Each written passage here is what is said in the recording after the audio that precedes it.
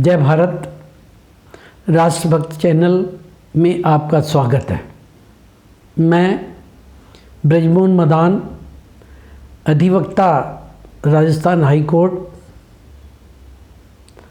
राष्ट्रभक्त channel का मुख्य उद्देश्य है देश में राष्ट्रभक्ति की भावना पैदा करना और समाज के प्रत्येक वर्ग, चाहे वो किसी जाति का हो, चाहे वो किसी धर्म का हो, उसको सामाजिक, आर्थिक और राजनीतिक समस्या की आवाज़ बनना ही हमारा मुख्य उद्देश्य है।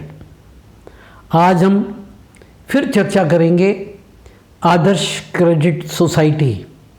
आदर्श क्रेडिट सोसाइटी वो है जिसने एक छोटे छोटे निवेशकों का मोटी ब्याज का लालच देकर अपने सदस्य बनाए और किस तरीके से योजनाबद्ध तरीके से अपने सारे परिवार के सदस्यों को आदर्श क्रेडिट सोसाइटी का निदेशक बनाया। छोटे निवेशक वो जो अपना पटरी पे बैठ के व्यापार करते हैं, जो ठेला चलाते हैं, जो पेंटिंग का काम करते हैं, जो सड़क के कोने पे बैठकर प्रेस का काम करते हैं, और ऐसे छोटे निवेशक जिनको किसी भी सरकार के द्वारा पेंशन नहीं मिलती, विशेष रूप से केंद्रीय सरकार के वो निगम जिनमें पेंशन न होने के कारण उनको सेवानिवृत्ति पर मोटा पैसा मिल जाता है, उनको पेंशन मिलती नहीं। अपनी आजीविका चलाने के लिए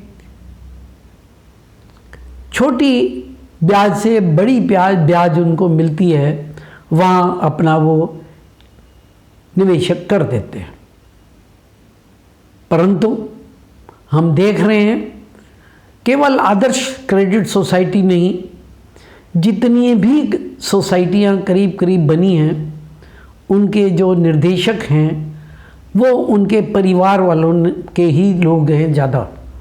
किस योजनाबद्ध तरीके से इन सोसाइटियों का पंजीकरण किया गया, किस योजनाबद्ध तरीके से उनके निदेशकों ने अपने ही सोसाइटी से पैसा ऋण लेकर उस ऋण को नहीं लौटाया पैसा तो छोटे निवेशकों का। और सरकार ने भी उनका रजिस्ट्रेशन तो कर दिया। बड़े खुश हुए निवेशक कि हम जो रजिस्टर्ड सोसाइटी को अपना पैसा दे रहे हैं, लेकिन सरकार ने का उन पर कोई नियंत्रण नहीं रहा, उनका कोई ऑडिट नहीं हुआ, और आज पूरे देश की करीब करीब सारी सोसाइटियाँ छोटे निवेशों का पैसा लूट के भागने में सफल हो गई। आज ही मैंने एक समाचार पढ़ा कि अलीगढ़ में एक कैमेनो नाम की सोसाइटी है, उसने भी अपने ऑफिस को ताला लगाया, वो भाग गए। कहाँ भागे किसी को मालूम नहीं। हाँ, सरकार ने कुछ उसके ऊपर कार्रवाई की, और कुछ विशेष रूप से मैं आदर्श सोसाइटी की बात करूं तो उनके निदेशकों को गिरफ्तार कर लिया। गिरफ्तार तो वो हो गए, निवेशकों को क्या मिला? निवेशकों को मिला उनकी आजीविका समाप्त होने का रास्ता। क्यों? क्योंकि उनकी आजीविका उन पे निर्भर थी। कोरोना का कालखंड चल रहा है, कमाई एक पैसा नहीं, ब्याज कहीं से मिला नहीं, इधर उधर से और भी अगर कोई छोटा मोटा काम भी कर लेता था वो भी समाप्त हो गया। आज मैं हमारे देश के प्रधानमंत्री आदरणीय नरेंद्र मोदी जी को धन्यवाद देते हुए एक बात कहूँगा कि उन्होंने इस मंत्रिमंडल के विस्तार में हमारे लौह पुरुष आदरणीय अमित शाह को कॉर्पोरेट मंत्रालय का भी मंत्री पद का भार दिया। पहले ये सोसाइटियों का जो नियंत्रण था वो एग्रीकल्चर डिपार्टमेंट का था। मोदी जी ने क्या कहते हैं, सहकारिता ही समृद्धि, उसके नाम से एक मोटो दिया कि सहकारिता पे बढ़ावें, चाहे जो गलत काम कर रहे हैं उसको रोकें। अमित शाह जी कठोर निर्णय लेने के लिए जाने जाते हैं, चाहे वो 3 तलाक का नियम हो, चाहे वो अनुच्छेद 370 को ख़त्म करने का नियम हो, और भी ऐसे उन्होंने ऐसे निर्णय देश हित में किए हैं, जनसाधारण के हित में किए हैं कि वो लौह पुरुष के नाम से जाने जाते हैं।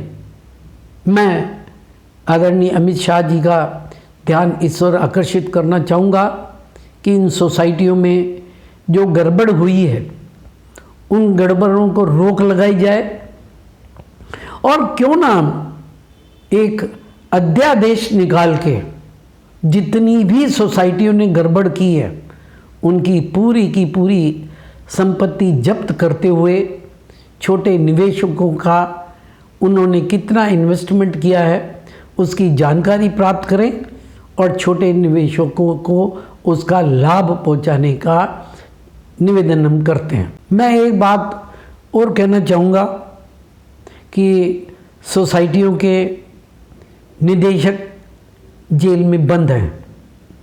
जेल में बंद होने से निवेशकों को क्या लाभ मिलेगा?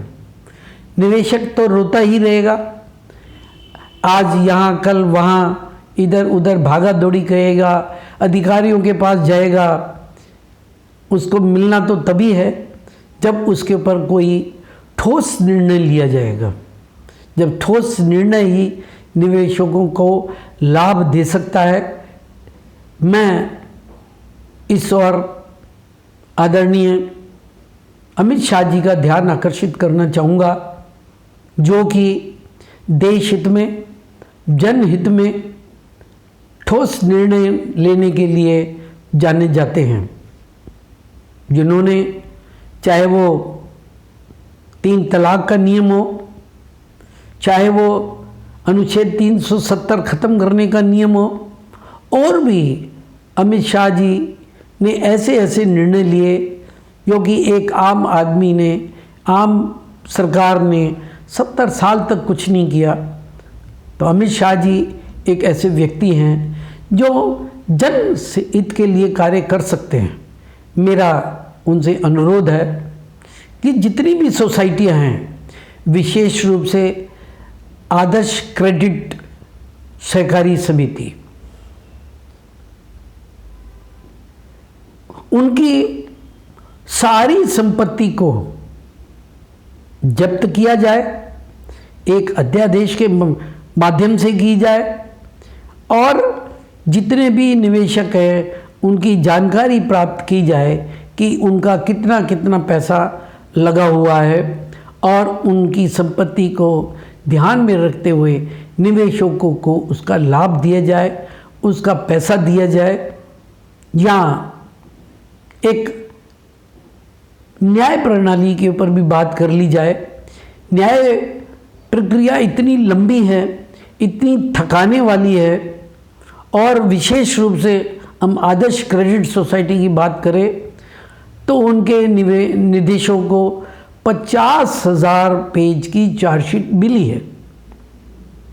अब 50,000 पेज की चार्जशीट पे निर्णय लेने में कितना समय लगेगा एक आम आदमी तो नहीं जानता, लेकिन जो इस प्रक्रिया से गुजरता है, जो इस प्रक्रिया के बाद जानता है, उसको 10 साल लग जाएंगे। और सोसाइटियाँ अपने पक्ष में मोटी रकम देके मोटे वकीलों को खड़ा कर सकते हैं, जबकि छोटा निदेशक ना तो वो एक हैं, ना कभी इकट्ठे होते हैं, और वकीलों को मोटा फीस देने के लिए भी निवेशक कहाँ से लाए? पेट उनका पहले भूखा है, पेंशन उनको मिल नहीं रही, ब्याज उनको मिल नहीं रहा, चीज़ों के भाव बढ़ते जाते हैं, वो क्या करें। एक दिन ऐसा आएगा, वो चार्जशीट चलती रहेगी, उसका फैसला कई सालों बाद होगा, और वो जो निवेशक है, विशेष रूप से जो आज निवृत्ति पे है, वो 10 साल बाद इस दुनिया से चला जाएगा, और उनके उत्तराधिकारी उनके कागज़ों को लेके इधर उधर दौड़ते रहेंगे, उनके हाथ में कुछ नहीं लगेगा। मैं पुनः इस चैनल के माध्यम से अमित शाह जी से निवेदन करता हूँ, कोई ऐसा सख्त निर्णय किया जाए कि निवेशकों को इमीडिएट पैसा मिले और उनकी सारी संपत्ति, और आज तो वैसे भी संसद में इस सरकार का बहुमत है, अध्यादेश लाके उसको कानून बनाए, 2 महीने बाद बनाए, 6 महीने बाद बनाए, ये सरकार की मर्जी है, लेकिन सरकार के द्वारा ऐसा काम किया जाए, ऐसा योजना कोई बनाई जाए कि छोटे निवेशकों को उनका पैसा मिल जाए, ताकि वो अपनी आजीविका चला सकें। धन्यवाद, प्रणाम।